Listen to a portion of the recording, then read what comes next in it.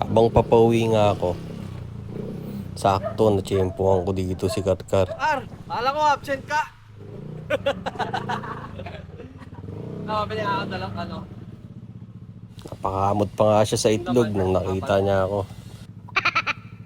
Tinawag ko sumama. Huwag mo kami kalimutan ka ra. Huwag ka na. Kabaldo ka. Dito nga, sinabi ko sa kanya na huwag niya kaming kalimutan pag pumaldo siya. Kasi bukod sa masipag siya at matyaga, mukhang may mararating tong batang to. Dahil anong oras na niyan, nagtatraffic pa siya dyan sa kanto.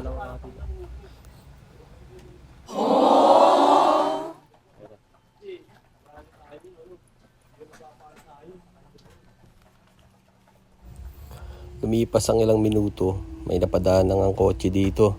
Agad na nga ni Karkar nagayway ang baso niya, ngunit nilagpasan lang siya nito.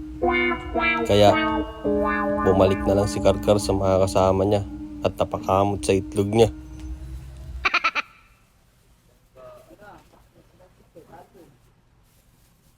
Alam ko absent ka, ngayon lang kita nakita eh.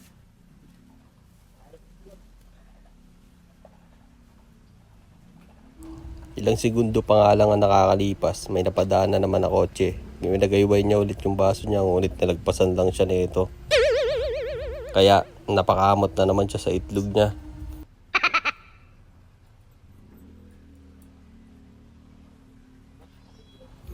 Dito nga itinawag ko na nga si Karkar. Nabutan ko na lang siya ng konting barya. Sabi ko nga sa kanya, ipandagdag na lang niya sa pangkain nila. Dito nga napangiti siya sa tuwa. Pabusog ka. At dito nga rin ay paalis na rin ako.